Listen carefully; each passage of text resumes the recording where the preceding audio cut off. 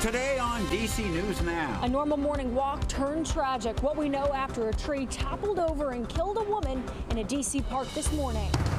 The excessive heat and humidity continues today. We'll let you know if some rain and storms could bring us some relief.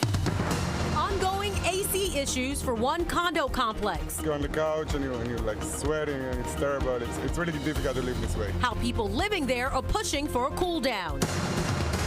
A community effort to protect the Chesapeake. We are part of the Chesapeake Bay ecosystem. What they're doing for the watershed. Take a look. People running on the Bay Bridge, all for a good cause. You're watching the station covering all of the DMV. This is DC News Now. Thanks for joining us on this Wednesday. For DC News Now at 4, I'm Mark Hall. And I'm Tosin Fakile in for Annalisa Gale. It is yet another scorching day across the DMV, as today is a DMV First Warn Day. Yeah, the unforgiving heat and humidity continues, but first we're following several top stories this afternoon. A woman was killed while walking her dog with her husband this morning. It happened at Garfield Park in Southeast. DC News Now's Randy Bass will have more coming up in just a few minutes. We're going to take a live look outside right now. This is over the monument. DC News Now weather team tracking several weather alerts on this DMV First Warn Day. Well, let's get over to meteorologist Damon Matson with the first look at our forecast. Damon, how are things looking for the rest of the day? You told me earlier there's a chance of maybe some storms. Right, Mark. We're throwing that into the mix now as well. We started out already knowing that we were going to deal with excessive heat and humidity here on this Wednesday. That still continues. Here are our heat alerts again right here in the pink from Stafford County all the way up through DC to the Baltimore Metro and into southern Maryland. We have an excessive heat warning as we are currently dealing with heat index values up close to the 110-degree mark. So it is still downright stifling out there. Here in the orange, we have heat advisories for the rest of the DMV. All of this goes until 8 p.m. But added to the mix this afternoon, a severe thunderstorm watch was issued. It goes until 10 p.m. and it covers pretty much the bulk of the DMV here in the yellow, as we are starting to see scattered thunderstorms developing across our western counties.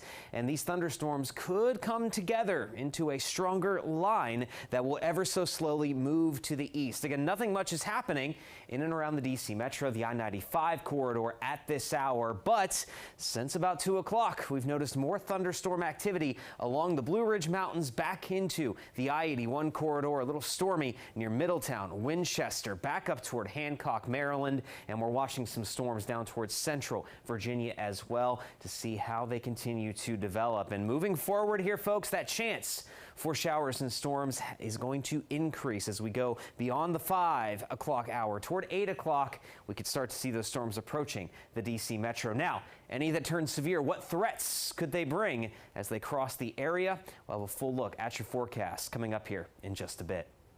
All right, Damon, thank you. And people in a condo complex remain without AC today. It's been a battle for those living at the Cherry Glen condos in Beltsville. In the next 10 minutes, we will hear from those people who are trying to find ways to beat the stifling heat.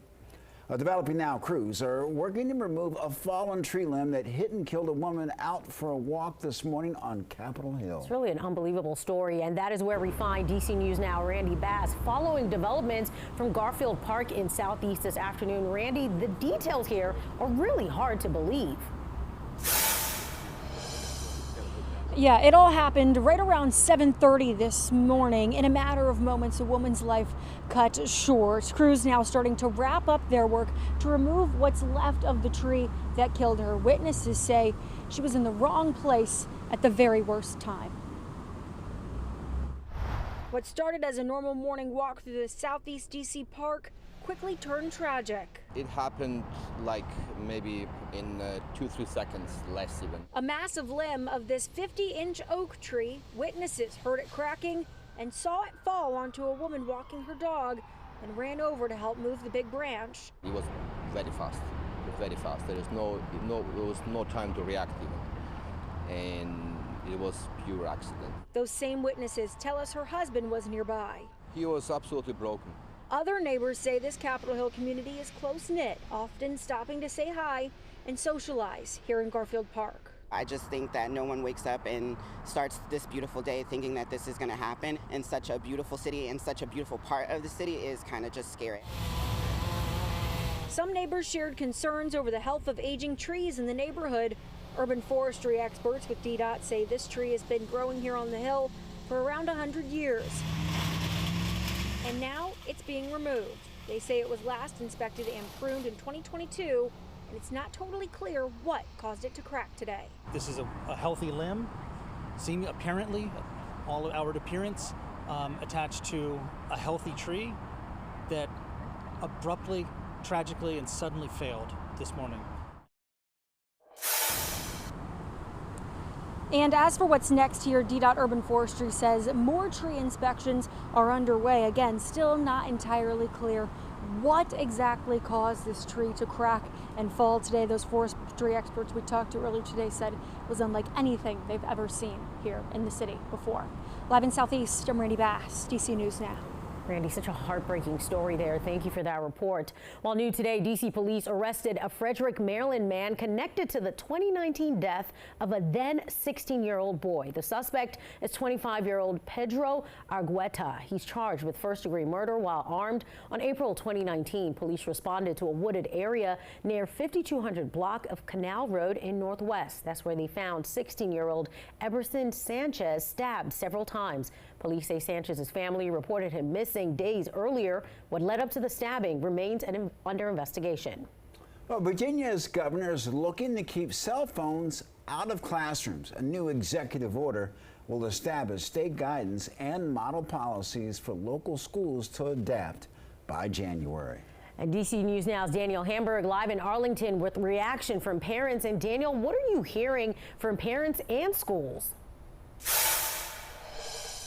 Well, Tosin, several schools in Northern Virginia already have policies for limiting the use of phones in schools, including in Fairfax County and Loudoun County public schools. Parents we talked with today largely say they agree phones should be kept out of classrooms. Now, in his executive order, Governor Glenn Youngkin signed yesterday, he said that there's concern over the alarming mental health crisis and chronic health conditions affecting adolescents. He says cell phone free education will significantly reduce the amount of time students can be on phones without parental supervision. He also said studies indicate students who use their phones during class learn less and achieve lower grades. Parents I talked with also want kids off their phones. One former high school English teacher tells me she's seen the negative impacts firsthand.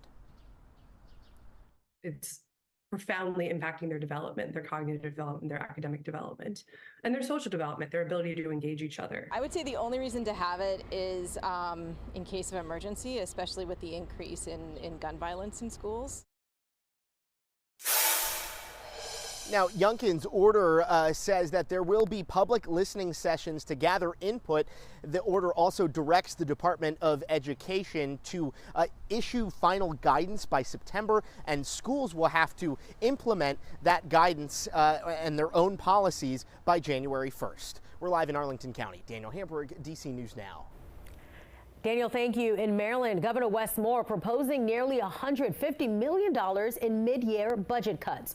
Moore says the cuts are to get an early start on helping address a future budget shortfall. The governor is set to submit the plan to the state's Board of Public Works. Moore has the power to cut up to 25% of the state's operating budget. And the westbound span of the Bay Bridge closed this morning for the Maryland Special Olympics torch run. Take a look at your screen. This is video right there. You can see people who participated traveling along the bridge's center and right westbound lanes. If you were wondering, the Bay Bridge spans 4.2 miles. You can see the runners being guided by what looks like a safety vehicle as they made their way across the bridge. The event raises money for Special Olympics activities. That is absolutely cool, isn't it? I know, 4.2 miles to start the day. I'm down with it. There's still plenty of news ahead here on DC News Now at 4.